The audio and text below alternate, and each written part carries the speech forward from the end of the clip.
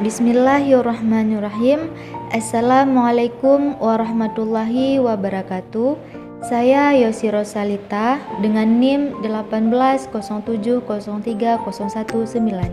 Saya dari Program Studi Biologi Fakultas Sains dan Teknologi Universitas Islam Negeri Araniri, Banda Aceh.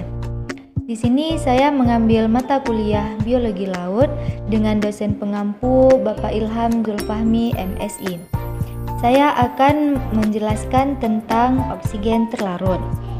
Oksigen terlarut atau disolved oksigen atau DO adalah salah satu tolak ukur untuk mengetahui kualitas air, di mana semakin besar oksigen terlarut maka akan semakin dingin pula.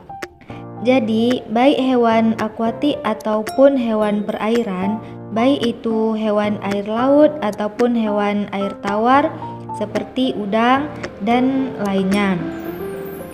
Oksigen terlarut ini sangat penting bagi hewan akuatik.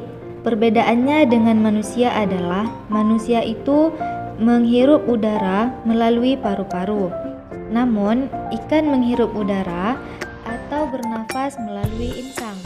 Kelarutan oksigen dipengaruhi oleh beberapa faktor, yaitu suhu dan temperatur, kadar garam atau salinitas. Yang ketiga, gerakan air di permukaan. Keempat, luas darat permukaan perairan terbuka, tekanan atmosfer, dan persentase oksigen di sekelilingnya.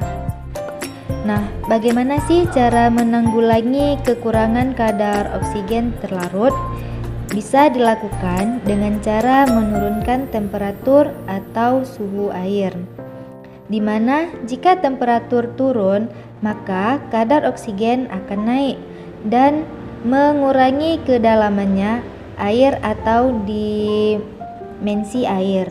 Maka kadar oksigen terlarut akan meningkat karena proses fotosintesis juga meningkatkan dalam satu atau pertama dilakukan menyampurkan air tawar yang diinginkan jika temperaturnya naik atau suhunya mencapai 35 derajat Celcius dengan mesin atau air dengan suhu 5 derajat Celcius bersalinitas tinggi.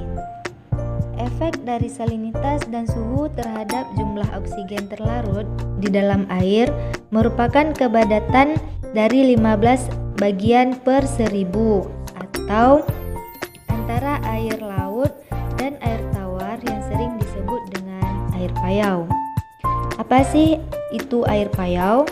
Air payau adalah bagian dari perairan yang sering ditemukan di muara, di mana air asin laut bercampur dengan air tawar. Adapun peningkatan bertahap dalam jumlah oksigen terlarut dalam bagian 1 juta yang berkaitan dengan salinitas dan suhu. Tetapi dapat diketahui pada keadaan yang sama antara air asin dan air tawar cukup baik. Interaksi dinamis dengan temperatur dan salinitas berkaitan dengan jumlah oksigen terlarut. Konsentrasi air dalam oksigen terlarut yang baik dan murni berkisar sekitar 1500 mili atau liter.